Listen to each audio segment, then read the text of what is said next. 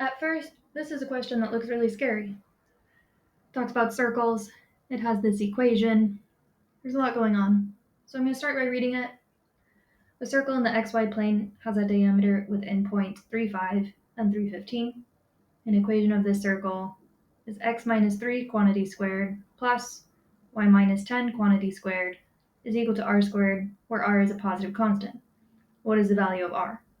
So note, this question, it doesn't have any answer choices. On the SAT Math, this new digital version, there's a mix of multiple choice questions and free response questions. Your answer can be up to 5 digits, either negative or positive. So this is it. This is all we have to go off of. A lot of students, they get really nervous when they see something like this. They have no idea where to start. It's very intimidating. We're going to try to piece it together bit by bit. So first, I'm just going to rewrite what I already saw in that paragraph.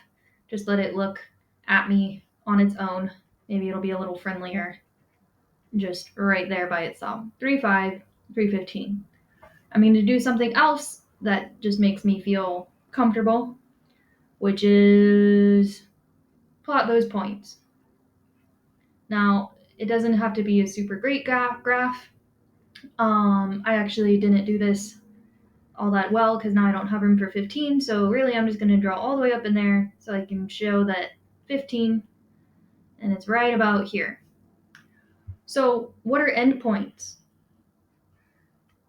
Endpoints are points that are on a circle, and specifically on the, in this case, it says the diameter of a circle. So if I have a circle, more or less, and a diameter always specifically goes through this point in the middle. It has a particular name.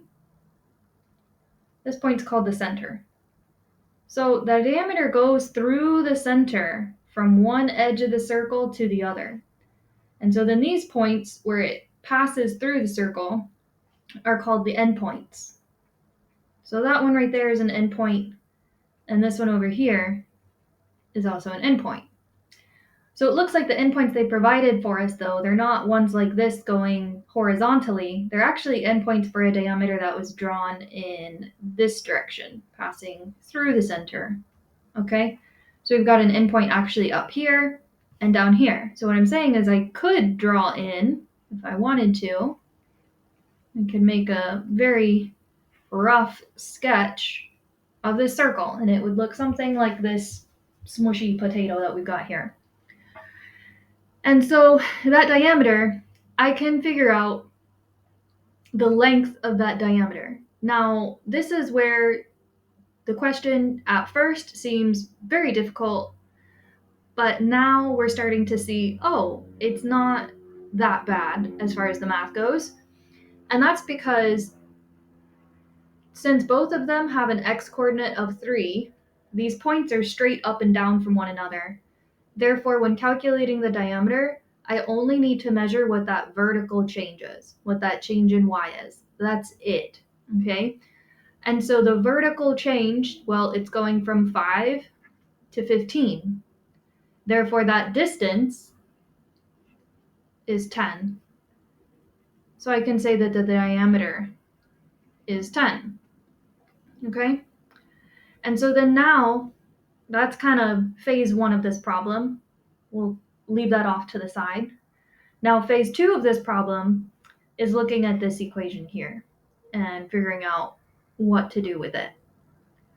So what is maybe, if I was going to drill down and say, what do we only really truly need to know in order to answer this question with no fluff, it would be that r in this equation means radius.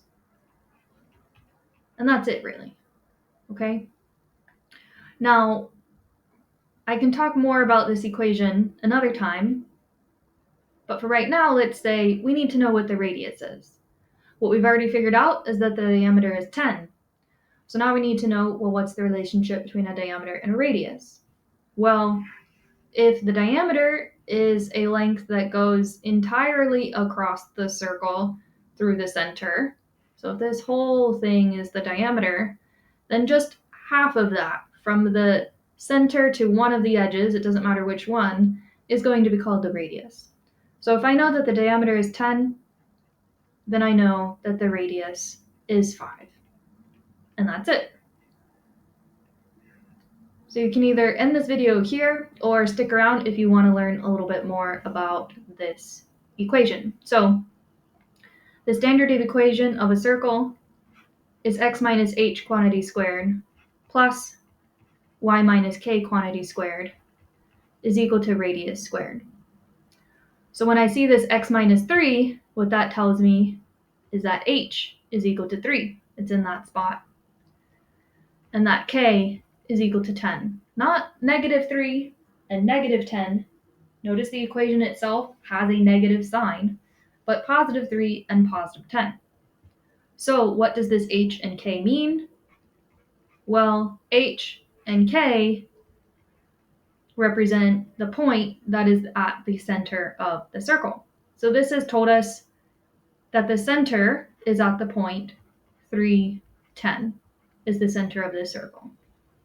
So we could plot that on here and be right about here. This is 3, 10. And that makes sense, right? It's halfway between 15 and 5. So really, we could have figured out the center without this equation. They threw this equation in there. It's big and scary. We needed to know in this case that r equals radius. Other times, you'll use this equation to figure out what the center is or to do all kinds of other things. So a follow-up problem that would be more difficult, for example, might have something, for instance, we're going to talk about 2 ways they could make this more difficult. One is if the endpoints provided are not horizontal or vertical. So now I'll just change that 3 slightly to a 4. Okay, same problem. We'd have to adjust the center a little bit to make it make sense. But if we had these points, this question is significantly more difficult. Additionally, what would make it more difficult is if now they maybe had you figure out what the equation of the line is. So maybe it was something like this, together with, they just said to you, what is h, for example, and you had to figure out what it is, then you'd have to actually figure out what the center is. So there are ways that they could make this question more difficult than it is, which is why it's always a good idea when you're working through problems on the SAT to start easy. And what I mean by that is do what you can, do what you know. So if you see points, even if you're not sure why yet, go ahead and plot them like I did. And notice I didn't even do a good job of it. Mine got right mixed in the middle of all the words there, but I can see it enough to see that it's vertical. And then that made everything from there more straightforward than it would have been otherwise. So do what you can and see what happens from there. And the question might turn out to be not as difficult as it immediately looks.